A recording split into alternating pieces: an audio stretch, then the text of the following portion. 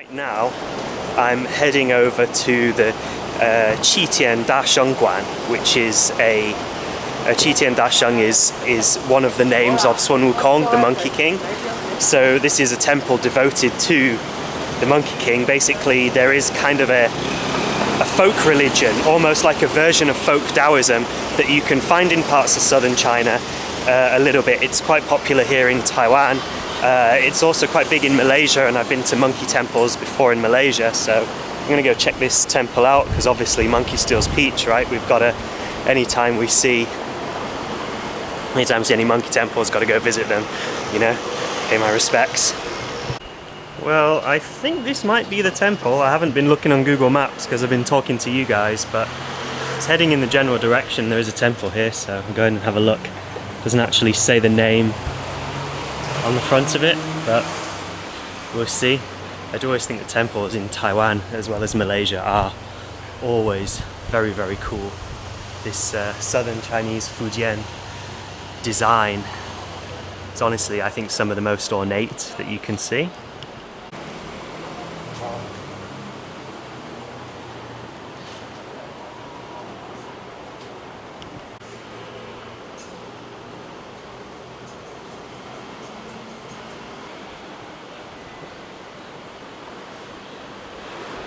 Well, it says 清水殿, so like clear water hall, so I'm not sure if it's the right temple, but anyway, let's go have a look because it looks quite cool. I don't know, sometimes they can be funny about you filming in temples, but we shall see.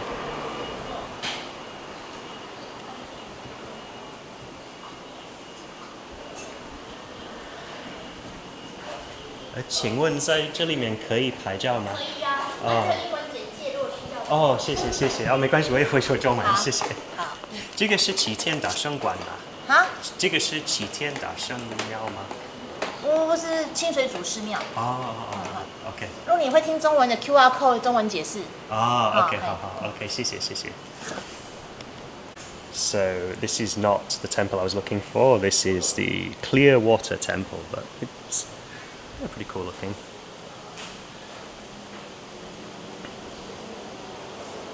I'm guessing Buddhist by the iconography, by the statue.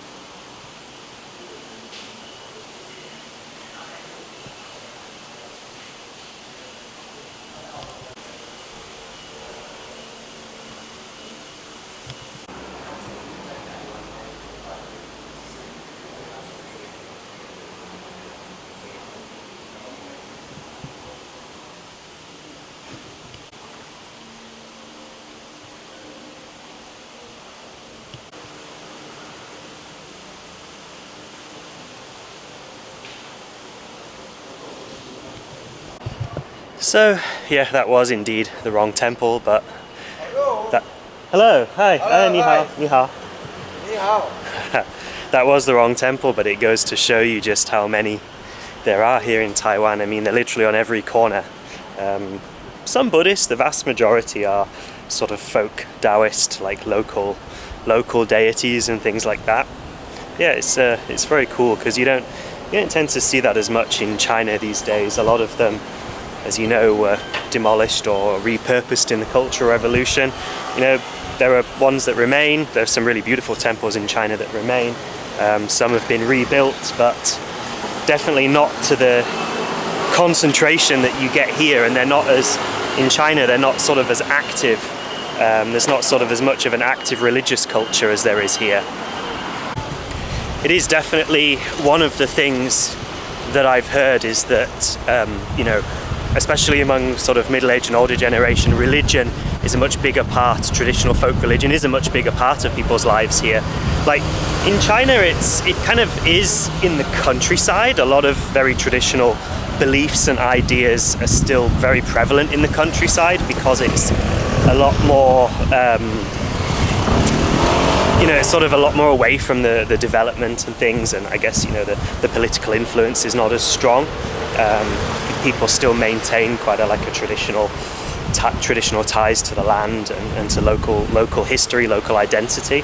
But I think here it's it's much more like apparent on the surface. In China, if you want to see that sort of really traditional culture, it's more in people's values and you know, the way they interact with each other and the way they live. And it's, you really have to know people and sort of go in and spend time in the households, in families, to sort of really see the proper culture. It's not something that's sort of like on every corner, sort of out in the open so much. And you know, I think you can see more of it as well in places like Fujian and Guangdong. I think it's like, you know, there's a saying in China that the Shanggao Huangdi Yuan, so it's like the mountains are high, the emperor's far away. So it's kind of, I guess, the further south, like the further away from Beijing you get, the kind of more, the less ideological people are and the more sense of local identity they have. And definitely I'd say in Guangdong and Fujian you see a lot of local customs, local folk religion, especially making a comeback as well. I've seen a lot of videos on social media. I haven't, you know, been there myself to see, but I've seen a lot of videos on social media in Guangdong, especially in Chaozhou, which has probably the largest community. It's kind of the home of the largest community of overseas Chinese. A lot of them in like Singapore and Malaysia are from Chaozhou, which they'll call Tiu Chao over there. And over there, yeah, in Chaozhou, they have a lot of very cool festivals where you see people getting like possessed by deities and things like that. So yeah, I definitely want to go down there, especially around Chinese New Year and that sort of time, to see that stuff for myself. But yeah, just to sort of bring this idea home, I mean, look, you know, I've got to this other corner, there's a temple here behind me, there's another temple there on the other side of the road. These are still not the monkey temple that I'm looking for. These are, as I just walked past it while I was talking before, it's not even really a temple per se, it is just an absolutely tiny shrine. And the one over at the other side as well is just a tiny shrine. So you get a lot of these, and that's the main difference, because it's these small shrines that were the ones that were mostly destroyed in the Cultural Revolution. So that's the big thing that, like, in China you still get the big temples, the historic temples, the ones of sort of national and cultural importance, but it's these little family ones or little sort of corner ones like shrines that are the ones that have for the most part disappeared. I think I've walked into a I don't know, some sort of like hardware wholesalers or something. There's all sorts of weird little shops selling fridges and household things and I don't know, all sorts of like quite random stuff. So not really sure why the monkey temple is going to be exactly here. So I want to just interrupt this video briefly to talk to you guys about a product that I use quite a lot myself. Now, I think you know me well enough by now to know that I would not endorse just anything. If I'm going to promote something, it's only going to be something that I truly believe in and something that I genuinely do use myself. Some of you may know that I also work as a journalist and geopolitical analyst. And having this line of work has made me acutely aware of the biases that are present in a lot of mainstream media reporting on world events. And as such, it becomes harder to know what's really going on and to separate reality from the narratives that are being spun. And so one of the products that I use to get around that is something called Ground News. Ground News is an app and website that combines news from around the world in one place so you can compare coverage. For every news source, you can see if they have a political bias, how reliable their reporting is, and who owns them. You can verify your information and know where the news is coming from. With Ground News, you can see what the media is exaggerating, sensationalizing, over or under reporting. You can see who funds each publication, compare coverage, and think critically about the information you consume. Go to check.ground.news/monkeystealspeach to check it out now. If you subscribe for my link, you get 40% off the Vantage. I think this must be it.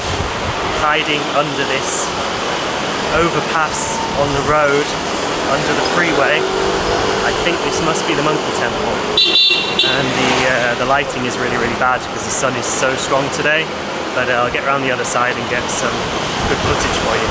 Okay, and after all that walk, it looks like it's closed, even though Google Maps said it's open, so that's pretty disappointing. Maybe there's somebody inside who can let us in. Well, that is a bit disappointing after I just walked a good half an hour and Google Maps said it's open, but this is, as you can see from the lanterns, if any of you guys can read Chinese, the lanterns say Qi Tian Da Sheng, which means the great sage who equals heaven, which is the name that Sun Wukong gave himself.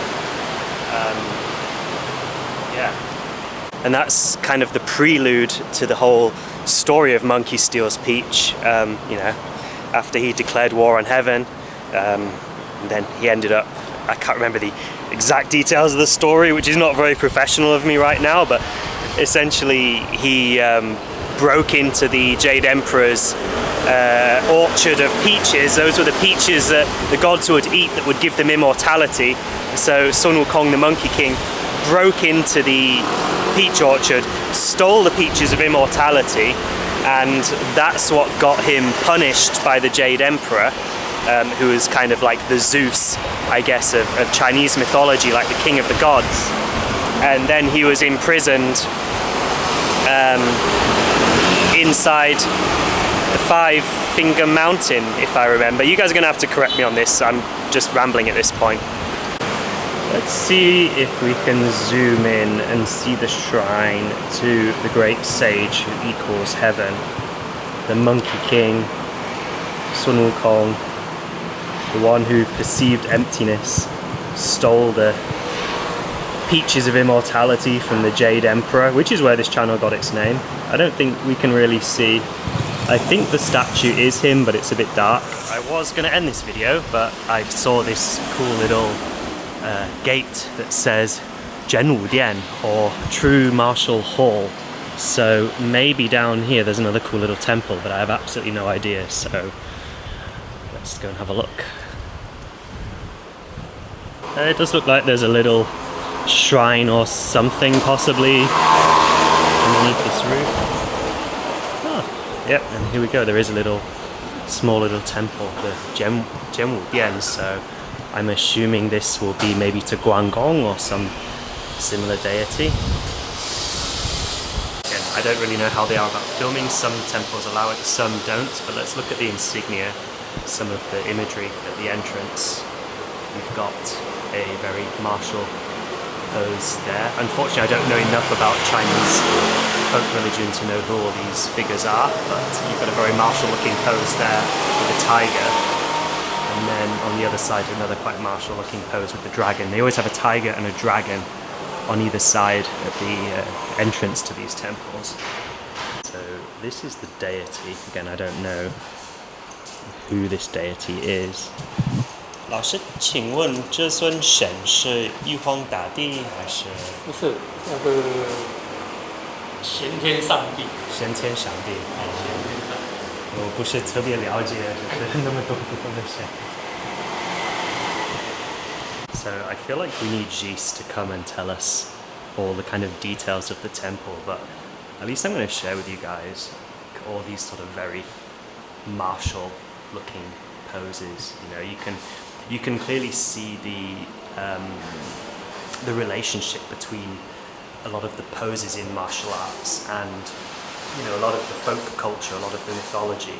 It's you know, I think there's a bit of a misunderstanding or a misconception that Chinese martial arts are all the moves are designed purely out of function, and that any kind of strange looking postures are, you know, because of some abstract application. Often in a lot of cases, postures, particularly in old long fist forms, are based on a lot of these images, and then applications are sort of drawn out of them. You see here, like underneath the shrine, there's a lot of swords. So I guess maybe this is one of the places where they do some of those rituals where they like impale themselves and cut themselves. You know, they get possessed by gods. You can see these statues that are wrapped in plastic.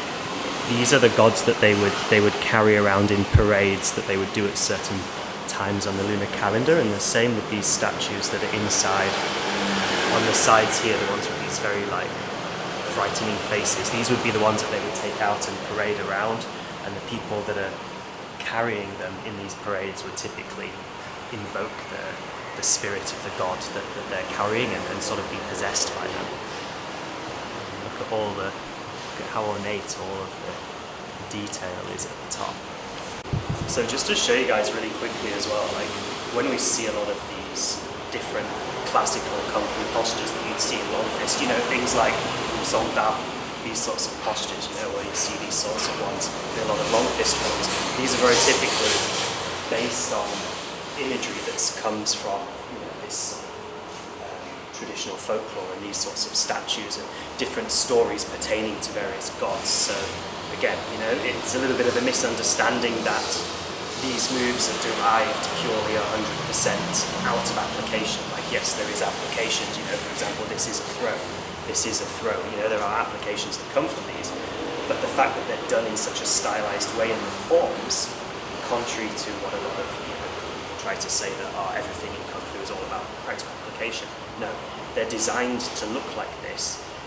They are designed aesthetically, and it's purely because there is a strong connection between martial arts and the folk religion and the mythology, and these sorts of, and a lot of the classical forms would be practiced at these, you know, village festivals that are done in front of temples, or sometimes people that are taking part in these rituals at these shrines when they're doing the parades and things, they will also perform Kung Fu forms alongside, you know, the parades and the festivities that are going on. So there is very much an aesthetic part of it as well.